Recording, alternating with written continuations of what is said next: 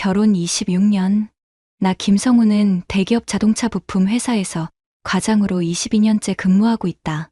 52세가 되도록 한 번도 승진해서 밀린 적 없는 성실한 직장인이었다. 아내 미연이와는 대학 동기였고 졸업 후 2년 만에 결혼했다. 19세 아들 민준이는 올해 재수생이다. 평범한 일상이 흔들리기 시작한 건 3개월 전부터였다. 여보, 요즘 몸이 너무 이상해. 밤에 자다가 식은땀에 젖어서 깨고 가슴이 답답하고. 49세 미연이의 갱년기 증상이 시작된 것이었다. 처음에는 이해하려고 노력했다. 20년 넘게 전업주부로 살던 아내가 몸과 마음의 변화로 힘들어하는 모습이 안쓰러웠다. 병원 가서 호르몬 치료받아봐. 요즘은 좋은 약들이 많다던데. 하지만 미연이는 약물 치료를 거부했다. 대신 동네 문화센터에서 요가를 시작했고 주 3회씩 나가는 시간이 늘어났다. 변화의 첫 신호는 휴대폰이었다. 어느 날 저녁 미연이가 샤워하러 들어간 사이 거실 소파에 놓인 휴대폰에서 메시지 알림이 울렸다. 화면에 떠오른 이름을 보는 순간 가슴이 쿵했다. 이태우, 대학 동창이었다. 우리과 에이스였던 녀석. 졸업 후 중견건설회사에 들어가 지금은 부장까지 올랐다는 소문을 들었다. 동창회에서 가끔 만나는 사이였지만 평일에 미연이에게 개인적으로 연락할 이유가 있을까? 미연아, 오늘 요가 어땠어? 많이 힘들었지? 집에 가서 푹 쉬어. 심장이 빨라졌다. 남자 동창이 기혼 여성에게 하트까지 붙여서 보내는 메시지가 정상적일 리 없었다. 더군다나 요가 시간을 알고 있다는 것도 이상했다. 미연이가 샤워를 마치고 나왔을 때 나는 애써 평정을 유지했다. 이태우가 연락 왔더라. 아, 그래? 뭐라고? 너무 자연스러운 반응이었다. 마치 예상하고 있었던 것처럼 그냥 안부 묻는 것 같던데. 요즘 이태우랑 연락하고 지내? 가끔. 동창이니까 안부 정도는. 하지만 뭔가 석연치 않았다. 26년 결혼 생활 동안 미연이가 남자 동창과 개인적으로 연락한 적은 거의 없었다. 더군다나 이태우는 결혼 초기부터 미연이를 좋아했던 녀석이었다. 그날 밤 나는 잠들지 못하고 천장을 바라봤다. 52세 중년 남자가 아내의 문자 하나 때문에 이렇게 예민해지다니. 하지만 무시할 수 없는 불안감이 가슴 한편을 파고들었다. 다음 날부터 미연이를 유심히 관찰하기 시작했다. 요가 가는 날이면 평소보다 화장을 진하게 했다. 전업주부가 요가 수업에 갈 때 굳이 파운데이션까지 발라야 할까? 그리고 요가복 위에 입는 것 옷도 신경 써서 골랐다. 오늘 요가 끝나고 언제 들어와? 글쎄, 6시에 끝나니까 7시쯤? 하지만 실제로는 8시, 9시에 들어오는 날이 많아졌다. 좀 늦었네? 요가 끝나고 언니들이랑 차 마셨어. 갱년기 얘기하다 보니까 시간 가는 줄 몰랐지.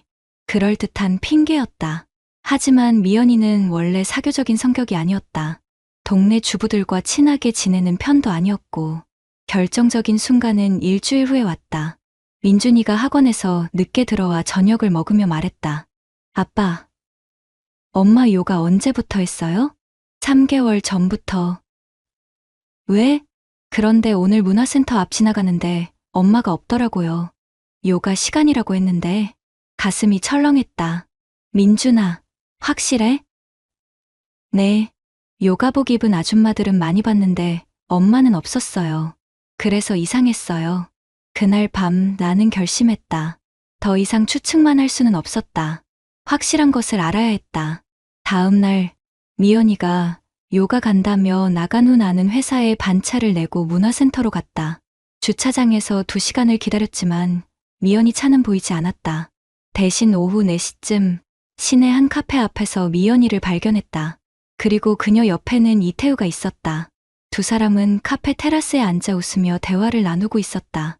이태우가 미연이 어깨에 손을 올리는 모습까지 보였다. 나는 차 안에서 그 장면을 한참 바라봤다. 26년 결혼 생활에서 처음으로 아내를 의심하고 있는 내 자신이 초라했다. 하지만 이제 확신이 섰다. 미연이가 거짓말을 하고 있었다. 그날 저녁 집에 돌아온 미연이에게 물었다. 오늘 요가 어땠어? 힘들었어. 새로운 동작을 배웠는데 몸이 안 따라가더라. 또 거짓말이었다. 나는 더 이상 참을 수 없었다. 미연아, 이태우랑 뭔 사이야? 미연이의 얼굴이 순간 굳어졌다. 갑자기 왜 그래? 무슨 소리야?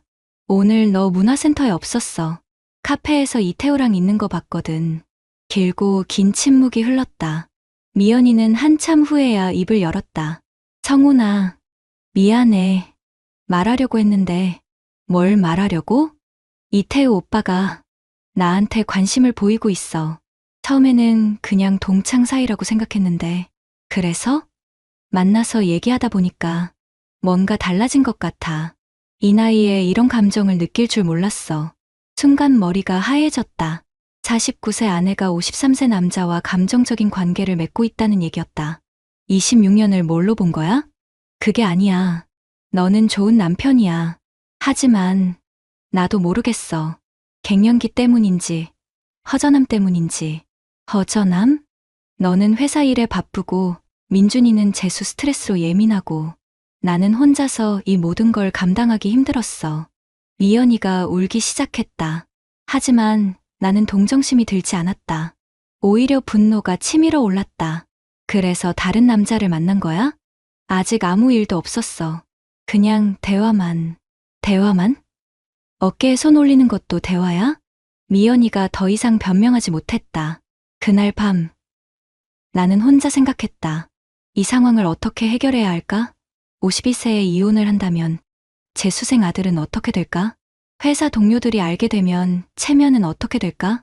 하지만 한 가지는 확실했다. 더 이상 당하고만 있을 수는 없다는 것이었다. 미연이의 고백 이후 며칠간 집안 분위기는 최악이었다. 아침에 출근할 때도 저녁에 퇴근해서도 서로 눈을 마주치지 않았다. 민준이는 예민하게 분위기를 눈치채고 있었지만 재수 스트레스 때문에 더 예민해져 있었다. 아빠, 엄마랑 싸웠어요? 아니야. 그냥 좀 피곤해서. 요즘 집안 분위기가 이상해요. 제가 수능 때문에 스트레스 받고 있는데. 민준이의 말에 가슴이 아팠다. 19세 아들이 부모 문제 때문에 더 힘들어하고 있었다. 나는 다시 미연이와 진지한 대화를 시도했다. 미연아, 우리 정리하자. 정리라니? 이태우랑 완전히 끊어. 그리고 다시 시작하자. 성훈아, 미안해. 정말 미안한데 쉽지 않을 것 같아. 뭐가 쉽지 않아? 이미 감정이 깊어진 상태야. 이태우 오빠도 부인이랑 잘 안 되고 있다고 하고. 그 말을 듣는 순간 모든 게 명확해졌다. 이태우도 결혼 생활에 문제가 있었고 서로 위로받고 싶어서 만나기 시작한 것이었다. 하지만 그것이 내 아내를 빼앗을 이유가 될 수는 없었다. 미연아, 마지막으로 묻는다. 정말 우리 가정보다 이태우가 더 중요해? 미연이는 한참 동안 대답하지 못했다. 그 침묵이 답이었다. 다음 날, 나는 대학 선배인 변호사 김영수에게 전화했다. 영수 형, 상담 좀 받고 싶습니다. 무슨 일이야? 아내가 다른 남자를 만나고 있어요. 어느 정도까지 진행된 거야? 아직 육체적 관계는 모르겠는데 감정적으로는 깊어진 것 같습니다. 증거는 있어? 목격한 건 있는데 결정적인 건 없어요. 김 변호사는 차분하게 조언했다. 성훈아, 일단 증거부터 확보해야 해. 감정적으로 대응하면 안 되고 체계적으로 움직여야 돼. 어떤 증거요? 휴대폰 메시지, 만나는 장소와 시간 기록, 가능하면 녹음이나 사진까지. 그리고 혹시 신용카드 사용 내역도 확인해봐. 그날부터 나는 본격적인 증거 수집에 나섰다. 먼저 우리 가족 신용카드 사용 내역을 확인했다. 미연이가 주로 쓰는 카드의 최근 3개월 결제 기록을 뽑아보니 이상한 패턴이 보였다. 시내 고급 카페에서의 결제가 주리에 3회씩 있었다. 금액도 2만 원에서 3만 원으로 혼자 마시기에는 과한 금액이었다. 그리고 결제 시간은 모두 평일 오후 2에 5시 사이였다. 더 충격적인 건 모텔 근처 편의점에서의 결제 기록이었다. 콘돔과 음료수를 함께 산 기록이 2번 있었다. 손이 떨렸다. 이제 단순한 감정적 만남이 아니라는 게 확실해졌다. 두 번째로 미연이의 일정을 추적하기 시작했다. 요가 간다고 나가는 날의 실제 동선을 파악하려고 했다. 어느 목요일 미연이가 요가 간다며 나간 후 나는 조용히 뒤따라 나섰다. 그녀의 차는 문화센터가 아닌 시내 호텔 방향으로 향했다. 호텔 커피숍에서 이태우와 만난 두 사람은 1시간 정도 대화를 나눈 후 함께 호텔 로비로 들어갔다. 나는 주차장에서 3시간을 기다렸다. 오후 6시가 되어서야 두 사람이 나왔다. 미연이의 머리가 약간 흐트러져 있었고 화장도 많이 지워진 상태였다. 더 이상 의심할 여지가 없었다. 그날 밤 집에 돌아온 미연이에게 물었다. 오늘 요가 어땠어? 힘들었어. 새로운 강사가 와서 강도가 세더라. 26년 결혼 생활에서 이렇게 뻔뻔한 거짓말을 들어본 적이 없었다. 미연아, 정말 마지막이야. 솔직하게 말해. 뭘? 이태우랑 육체적 관계도 있는 거지? 미연이의 얼굴이 창백해졌다. 그건 아니야. 호텔에서 3시간 동안 뭘 했는데? 미연이가 완전히 무너졌다. 미안해. 정말 미안해. 처음에는 그럴 생각이 아니었어. 그런데 이태우 오빠가 너무 외롭다고 하고 나도 26년을 바보로 살았구나. 나는 더 이상 들을 수 없었다. 방으로 들어가 문을 잠갔다. 다음 날 나는 전문 탐정 사무소를 찾았다. 인터넷에서 찾은 곳이었는데 15년 경력의 박성호 소장이 운영하는 곳이었다. 어떤 사건이십니까? 제 아내가 불륜을 저지르고 있는데 법정에서 쓸 수 있는 증거를 확보하고 싶습니다. 박 소장은 차분하게 설명했다. 52세 남성분들이 많이 오시는 케이스네요. 부인 갱년기 시기에 이런 일이 자주 발생합니다. 어떤 증거를 확보할 수 있나요? 일단 GPS 추적은 불법이니까 할 수 없고요. 대신 공개된 장소에서의 만남은 촬영 가능합니다. 그리고 차량 블랙박스 녹음도 괜찮죠? 블랙박스요? 부인 차에 블랙박스가 있으시면 거기서 나오는 대화 녹음은 합법적인 증거가 됩니다. 그제야 생각났다. 미연이 차에는 작년에 설치한 블랙박스가 있었다. 실내 녹음 기능도 있었다. 비용은 얼마나 들까요? 일주일 기본 조사에 500만 원입니다. 추가 증거가 필요하면 연장도 가능하고요. 500만 원. 결코 적은 돈이 아니었다. 하지만 26년 결혼 생활을 정리하기 위해서는 필요한 투자라고 생각했다. 시작해 주세요. 그날 저녁 민준이가 내게 다가왔다. 아빠, 엄마랑 정말 이혼하실 거예요? 민준아, 저는 다 알고 있어요. 엄마가 다른 남자 만나는 거, 19세 아들이 이런 걸 알고 있다니. 가슴이 미어졌다. 미안하다, 민준아. 아빠가 잘못 처리한 것 같아. 아니에요. 잘못한 건 엄마예요. 아빠는 26년 동안 우리 가족을 위해 열심히 사셨잖아요. 아들의 말에 울컥했다. 민준아, 수능에만 집중해. 이 일은 아빠가 정리할게. 아빠, 저는 아빠 편이에요. 끝까지요. 그날 밤, 나는 미연이 차에서 블랙박스 SD카드를 빼내어 확인했다. 최근 2주간의 녹음 파일이 들어있었다. 재생해보니 충격적인 내용들이 나왔다. 미연아, 남편은 너에 대해 뭐라고 하는 거야? 성훈이는 눈치챈 것 같아. 근데 확실한 증거는 없으니까 그냥 추측만 하고 있어. 그럼 조심해야겠네. 나도 회사에서 소문나면 곤란하거든. 걱정 마. 성훈이는 말이 없는 스타일이라 쉽게 문제 삼지 않을 거야. 말이 없는 스타일이라서 문제 삼지 않을 거라고? 나를 얼마나 만만하게 보고 있는 건가? 더 충격적인 대화도 있었다. 이태우야, 우리 진짜로 같이 살 수 있을까? 물론이지. 내가 먼저 이혼하고 너도 정리하면 돼. 민준이가 걱정돼. 수능을 앞두고 있는데 아이는 아빠가 키우면 되잖아. 성훈이가 경제력도 있고 내 아들을 남편에게 맡기고 도망갈 계획까지 세우고 있었다. 그날 밤 나는 모든 것을 결심했다. 더 이상 당하고 있을 수 없었다. 법적으로 정당하게 대응하겠다고. 박성호 탐정과 함께 일주일간 체계적인 증거 수집에 나섰다. 결과는 예상보다 훨씬 충격적이었다. 첫째, 미연이와 이태우의 만남은 3개월 전부터 시작되어 현재 주 3회 사회 정도로 늘어나 있었다. 장소도 처음에는 카페였지만 최근에는 호텔과 모텔을 번갈아 이용하고 있었다. 둘째, 이태우가 미연이에게 준 선물들이 확인됐다. 명품 가방, 목걸이, 향수 등 총 200만 원 상당이었다. 미연이는 이것들을 집이 아닌 다른 곳에 보관하고 있었다. 셋째, 두 사람이 주말에 당일치기 여행을 다녀온 기록도 있었다. 강원도 춘천까지 이태우 차로 다녀왔는데 미연이는 나에게 고등학교 동창회라고 거짓말했던 날이었다. 박 탐정이 가져온 사진들을 보는 순간 현실이 실감났다. 호텔 로비에서 손을 잡고 걷는 모습, 카페에서 애정 표현을 하는 모습, 모텔 주차장에서 포옹하는 모습까지 법정에서 쓰기에 충분한 증거들이었다. 이 정도면 상간자 소송에서 승소는 확실합니다. 박 탐정의 말이었다. 위자료는 얼마 정도 받을 수 있을까요? 3개월간 지속적인 관계, 기혼자 신분인지, 선물 제공까지 고려하면 2,500만 원에서 3천만 원 정도 예상됩니다. 그 금액이 26년 결혼 생활의 배신에 대한 적절한 보상인지는 모르겠지만 최소한 법적으로는 정의를 구현할 수 있을 것 같았다. 하지만 문제는 따로 있었다. 성훈 씨, 한 가지 조심하실 게 있어요. 뭔가요? 이태우 씨가 건설회사 부장인데 회사 내부에서도 소문이 날 가능성이 있어요. 그럼 성훈 씨 회사에도 영향이 있을 수 있습니다. 맞는 말이었다.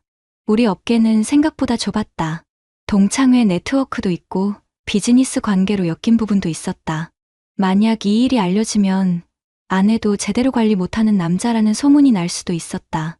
52세 과장으로서 55세 정년까지 3년밖에 남지 않은 상황에서 개인적인 스캔들로 승진이나 인사평가에 영향을 받을 수는 없었다. 그래도 해야겠습니다. 이대로 당하고 있을 수는 없어요. 집에 돌아와 민준이와 대화했다. 민준아, 아빠가 엄마랑 이태우 삼촌을 상대로 소송을 할 거야. 소송요? 응, 상간자 소송이라고 해서 불륜 상대방에게 위자료를 청구하는 거야. 민준이는 한참 생각하더니 말했다. 아빠, 제가 수능 끝나고 나서 하면 안 돼요?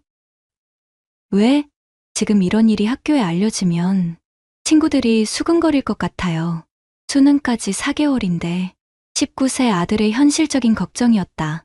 아직 미성년자인 아이가 부모의 이혼 소송으로 인해 학교에서 손가락질 받는 건 피해야 했다.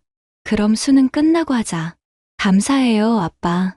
그리고 저는 무조건 아빠 편이에요.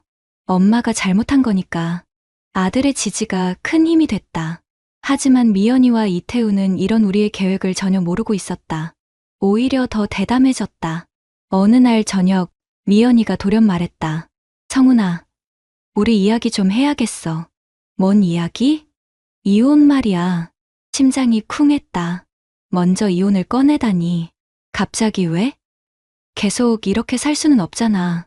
너도 괴롭고 나도 괴롭고. 이태우 때문이지? 그것만은 아니야. 우리 사이가 이미 끝난 것 같아. 26년을 뭘로 보고? 26년이라는 시간이 중요한 게 아니야. 서로 사랑하지 않으면서 억지로 사는 게 더 비참한 거 아니야? 미연이의 태도에서 죄책감을 찾아볼 수 없었다. 오히려 자신이 피해자인 양 말하고 있었다. 민준이는 어떻게 할 거야? 민준이는 아빠가 키우는 게 좋을 것 같아. 경제적으로도 그렇고. 아들을 남편에게 맡기고 자신은 새로운 삶을 찾겠다는 얘기였다. 어떻게 49세 여자가 19세 아들을 버릴 수 있을까? 미연아, 정말 그럴 거야? 미안해. 정말 미안하지만 나도 내 인생을 살고 싶어. 그날 밤 나는 김영수 변호사에게 전화했다. 형, 상대방이 먼저 이혼을 요구하고 나왔어요. 그럼 더 좋잖아. 유책 배우자가 이혼을 먼저 요구한 건 우리한테 유리해. 어떻게요? 재산분할에서 불리하게 작용해. 그리고 양육권도 확실하게 가져올 수 있고. 위자료는 어떻게 되나요? 부인이 유책 배우자니까 위자료는 못 받지. 하지만 상간자 소송은 별개야. 이태우한테서는 분명히 받을 수 있어. 법적으로는 우리 쪽이 유리했다. 하지만 감정적으로는 여전히 받아들이기 어려웠다. 그 주말, 미연이가 짐을 싸기 시작했다. 어디 가려고? 당분간 언니 집에 있을 거야. 민준이 수능 끝날 때까지는 조용히 지내자. 수능 끝나고? 그때 정식으로 이혼 절차 밟자. 민준이가 엄마의 짐 싸는 모습을 보며 말했다. 엄마, 정말 가실 거예요? 민준아, 미안해. 엄마가 너무 혼란스러워서. 엄마가 다른 남자 만나는 거 다 알아요. 미연이가 깜짝 놀랐다. 언제부터 알았어? 한참 전부터요. 엄마가 거짓말하는 거 뻔히 보였어요. 민준아, 저는 아빠 편이에요. 엄마가 잘못한 거니까. 그날 밤, 미연이는 정말로 집을 나갔다. 26년 결혼 생활이 이렇게 끝나는 순간이었다. 이제 남은 건 나와 민준이뿐이었다. 하지만 후회는 없었다. 오히려 속이 시원했다. 더 이상 거짓말을 듣지 않아도 되고 눈치 보며 살지 않아도 됐으니까. 아빠, 이제 어떻게 해요? 수능 끝나고 법적으로 정리하자. 그리고 우리 둘이서 새로 시작하는 거야. 민준이가 고개를 끄덕였다. 아빠, 엄마 없어도 괜찮을 것 같아요. 오히려 더 편할 것 같은데요. 아들의 말에 가슴이 뭉클했다. 동시에 미연이에 대한 분노도 치밀어 올랐다. 어떻게 19세 아들을 이렇게 만들 수 있을까? 하지만 이제 중요한 건 앞으로였다. 법정에서 정의를 구현하고 아들과 함께 새로운 삶을 시작하는 것이었다. 민준이의 수능이 끝난 다음 주, 나는 본격적인 법적 대응에 나섰다. 김영수 변호사와 함께 이혼 소송과 상간자 소송을 동시에 준비했다. 성훈아, 증거가 정말 완벽하다. 이 정도면 상간자 소송에서 2,800만 원 정도는 받을 수 있을 것 같아. 실제로 받을 수 있는 확률은 어느 정도죠? 승소는 99% 확실하고 문제는 강제 집행이야. 이태우가 재산을 숨기지 않는다면 70에 80% 정도 회수 가능할 거야. 변호사비만 500만 원이 들어갔다. 탐정비 500만 원과 합쳐 총 1,000만 원의 비용이 투입됐다. 하지만 26년 결혼 생활의 배신에 대한 정당한 대가를 받기 위해서는 필요한 투자였다. 소장을 법원에 접수하는 날, 나는 정장을 새로 맞춰 입었다. 52세에 처음으로 법정에 서는 일이었지만 당당했다. 잘못한 게 나가 아니었으니까. 피고 이태우는 원고의 배우자가 기혼자임을 명확히 알면서도 3개월간 지속적으로 불륜 관계를 맺어 원고 가정의 평화를 파괴했습니다. 김 변호사의 변론이 시작됐다. 특히 피고는 원고 배우자에게 총 200만 원 상당의 선물을 제공하고 호텔과 모텔에서 수차례 만남을 가졌으며 심지어 함께 여행을 다녀오기까지 했습니다. 법정에서 내 사생활이 공개되는 게 부끄럽긴 했지만 진실을 밝히는 일이었다. 이태우와 그의 변호사는 별다른 반박을 하지 못했다. 증거가 너무 명확했기 때문이다. 사진, 블랙박스 녹음, 카드 결제 내역, 선물 구매 기록까지 모든 게 완벽했다. 재판장님, 피고는 깊이 반성하고 있으며 원고에게 진심으로 사과드립니다. 이태우의 변호사가 할 수 있는 건 사과뿐이었다. 1심 판결이 나기까지 3개월이 걸렸다. 그동안 나는 민준이와 함께 새로운 일상을 만들어갔다. 아빠, 대학 합격하면 기숙사에 들어갈 거예요. 왜? 집에서 다녀도 되는데. 아빠도 새로운 시작하셔야죠. 저 때문에 재혼도 못 하시면 안 되잖아요. 19세 아들이 벌써 내 재혼을 걱정해주고 있었다. 민준아, 아빠는 당분간 혼자 살 생각이야. 너만 잘 키우면 돼. 그래도 좋은 분 만나시면 소개해주세요. 저는 찬성할게요. 아들의 배려가 고마웠다. 미연이는 그동안 이태우와 함께 지내고 있었다. 가끔 민준이에게 연락이 왔지만 아들은 차갑게 대했다. 엄마, 저는 아빠랑 잘 살고 있어요. 엄마는 신경 쓰지 마세요. 민준아, 엄마가 미안해. 미안하다고 해서 달라지는 건 없어요. 민준이의 차가운 반응에 미연이가 울면서 전화를 끊었다는 얘기를 들었다. 하지만 자업자득이었다. 드디어 판결일이 왔다. 주문. 피고 이태우는 원고 김성훈에게 금 2,800만 원을 지급하라. 예상했던 금액이었다. 하지만 중요한 건 금액이 아니었다. 법정에서 공식적으로 내 억울함이 인정받은 것이었다. 판사는 판결문에서 이렇게 명시했다. 피고의 행위는 원고의 인격권과 배우자권을 침해한 명백한 불법 행위로 26년간 성실하게 가정을 꾸려온 원고에게 심대한 정신적 피해를 끼쳤다. 26년간 성실하게 가정을 꾸려온 남자. 그게 법원이 내린 나에 대한 평가였다. 판결 후 이태우가 내게 다가왔다. 형님, 정말 죄송합니다. 제가 잘못했습니다. 53세 남자가 52세 남자에게 형님이라고 부르며 사과하는 모습이 우스웠다. 사과는 당신 가족한테 하세요. 나한테 할 말은 아니죠. 이태우도 결국 부인과 이혼하게 됐다. 26년 결혼 생활과 53세 인생을 송두리째 날린 셈이었다. 위자료 2,800만 원은 3개월 만에 모두 받아냈다. 이태우가 아파트를 팔아서 지급했다. 하지만 돈보다 중요한 건 정의가 구현됐다는 사실이었다. 이혼 소송도 순조롭게 진행됐다. 미연이가 유책 배우자였기 때문에 재산 분할에서 나에게 유리했다. 집과 예금, 퇴직연금까지 70% 이상을 가져올 수 있었다. 양육권은 당연히 내가 가져갔다. 미연이 쪽에서도 이의를 제기하지 않았다. 오히려 양육비 지급 의무만 면제해달라고 요청했다.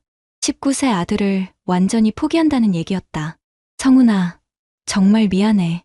민준이 잘 부탁해. 최종 이혼 판결이 나던 날, 미연이가 마지막으로 남긴 말이었다. 26년을 뭘로 본 거야? 그때는 정말 행복했어. 하지만 이제는 뭐? 다른 사람과 함께 새로운 인생을 살고 싶어. 49세 여자의 새로운 인생이라니. 이해할 수 없었지만 이제 상관없었다. 그날 밤 민준이와 함께 저녁을 먹으며 말했다. 이제 정말 끝났다. 아빠, 후회 안 해요? 전혀. 오히려 속이 시원해. 저도요. 엄마 없는 게 더 편해요. 아들의 말에 씁쓸했지만 현실이었다. 하지만 아직 끝난 게 아니었다. 이제 진짜 중요한 건 앞으로였다. 아들과 함께 새로운 삶을 만들어가는 것이었다. 이혼이 확정된 지 6개월이 지났다. 민준이는 서울의 한 대학에 합격해서 기숙사 생활을 시작했다. 나는 52세에 처음으로 혼자 사는 법을 배워야 했다. 처음엔 적적했다. 26년간 누군가와 함께 살다가 갑자기 혼자가 되니까 모든 게 낯설었다. 저녁에 집에 와도 다녀왔습니다 할 사람이 없고 주말에도 가족과 함께 보낼 시간이 없었다. 하지만 점차 혼자만의 시간에 익숙해졌다. 오히려 자유로웠다. 보고 싶은 TV 프로그램을 마음대로 볼 수 있고 먹고 싶은 음식을 언제든 시켜 먹을 수 있었다. 무엇보다 누구에게 눈치 보지 않아도 됐다. 회사에서도 변화가 있었다. 이혼 사실이 동료들에게 알려졌는데 생각보다 반응이 좋았다. 성훈 씨, 잘했어요. 그런 상황에서 참고 사는 것보다 깔끔하게 정리하는 게 낫죠. 저도 그런 일 당하면 똑같이 했을 거예요. 특히 비슷한 연령대의 기혼 남성 동료들이 내 선택을 지지해줬다. 아마 각자 나름의 가정 문제가 있어서 공감하는 것 같았다. 승진에도 영향이 없었다. 오히려 부장 승진 후보자 명단에 이름이 올랐다는 소문이 들렸다. 개인적인 문제를 법적 절차를 통해 깔끔하게 해결한 점이 긍정적으로 평가받은 것 같았다. 민준이는 대학 생활에 잘 적응하고 있었다.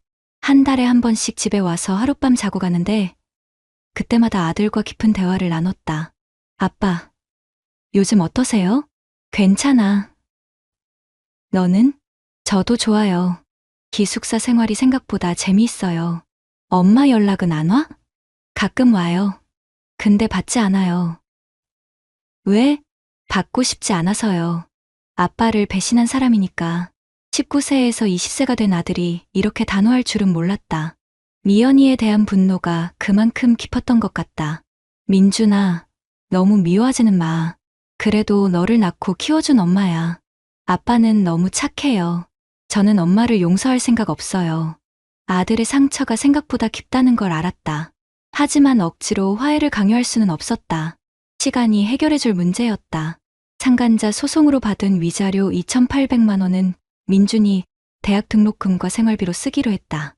그 돈으로 4년간 부족함 없이 공부할 수 있을 것이었다. 아빠, 그 돈 아빠가 쓰세요. 왜? 너 학비로 쓰려고 받은 거야. 이태우 그 사람 돈으로 제가 공부하는 건 싫어요. 그래도 법정에서 정당하게 받은 거잖아. 아빠, 저는 아르바이트해서 학비 벌 수 있어요. 그 돈은 아빠 새로운 시작 자금으로 쓰세요. 결국 절반은 민준이 학비로, 절반은 내 개인 자금으로 나누어 쓰기로 했다. 어느 날 민준이가 뜻밖의 제안을 했다. 아빠, 소개팅 하나 해드릴까요? 갑자기 왜?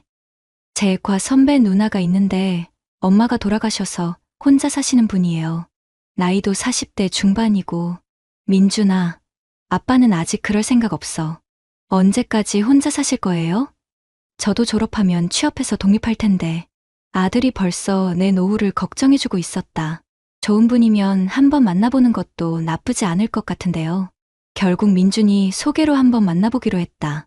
상대방은 김은영 45세이라는 분이었다.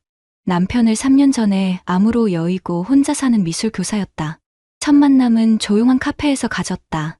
생각보다 편안한 분이었다. 나와 비슷하게 힘든 시간을 보냈기 때문에 서로의 상황을 이해할 수 있었다. 성훈 씨도 많이 힘드셨겠어요. 그렇긴 했지만 이제는 괜찮습니다. 은영 씨는 어떠세요? 처음에는 정말 힘들었는데 이제는 혼자 사는 것도 나쁘지 않아요. 서로 급하지 않게 천천히 알아가기로 했다. 아직 상처가 완전히 아물지 않았고 무엇보다 민준이를 우선으로 생각해야 했다. 하지만 새로운 만남이 생긴다는 것 자체가 희망적이었다. 52세에도 새로운 사랑을 찾을 수 있다는 생각에 가슴이 설렜다.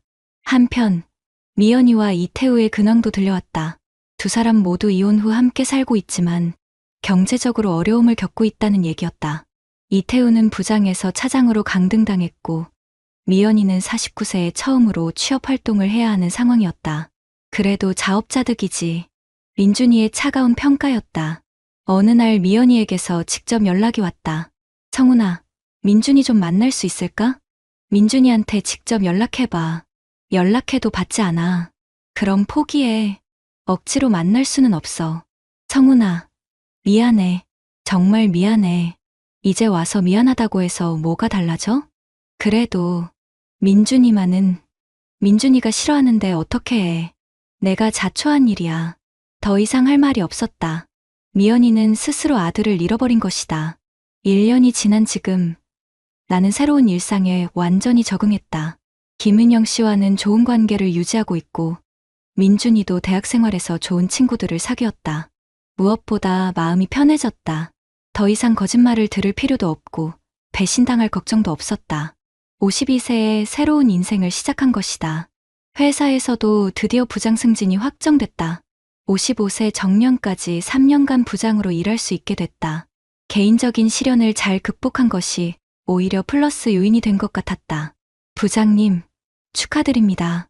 동료들의 축하를 받으며 생각했다. 만약 그때 미연이의 배신을 그냥 참고 넘어갔다면 지금의 나는 없었을 것이다. 법적으로 정당하게 대응한 것이 최선의 선택이었다. 민준이도 자랑스러워했다. 아빠, 정말 멋있어요. 어려운 일 겪으면서도 승진까지 하시고. 민준아, 기억해. 잘못된 건 잘못됐다고 말할 줄 아는 게 중요해. 네. 배웠어요. 지난 1년간의 경험을 통해 얻은 가장 중요한 교훈이었다. 참고 넘어가는 것이 미덕이 아니라 정당하게 맞서 싸우는 것이 진짜 용기라는 것을. 52세에 새로 시작한 인생이지만 후회는 없다. 오히려 더 당당하고 자유로운 삶을 살고 있다. 앞으로 민준이와 함께 그리고 새로운 인연과 함께 더 나은 미래를 만들어갈 계획이다. 26년 결혼 생활의 끝은 이혼이었지만 마지막에는 내가 원하는 방식으로 마무리할 수 있었다. 그것만으로도 충분하다. 3년 후 민준이가 대학을 졸업하고 취업했다. 나는 55세에 정년퇴직을 맞았고 김은영 씨와 재혼을 준비하고 있다. 미연이는 여전히 이태우와 함께 살고 있지만 민준이와는 연락이 끊긴 상태다. 가끔 안부를 묻는 문자가 오지만 아들은 답장하지 않는다. 아빠, 엄마 용서할 생각 없어요? 글쎄, 시간이 지나면 모르겠지만 지금은 아니야. 사람의 마음이란 한번 깨지면 원상복구가 어렵다. 특히 가족 간의 신뢰는 더욱 그렇다. 하지만 나는 새로운 가족과 함께 행복한 노후를 준비하고 있다. 52세에 시작한 두 번째 인생이 첫 번째보다 더 나을 것 같다. 배신당했을 때 어떻게 대응하느냐가 그 사람의 진짜 모습을 보여준다. 이것이 내가 이 모든 과정에서 얻은 가장 소중한 깨달음이다. 구독자님들, 오늘 사연 댓글로 공유해 다른 분들과 함께 의견 나눠보세요. 저도 읽어보며 소통하겠습니다.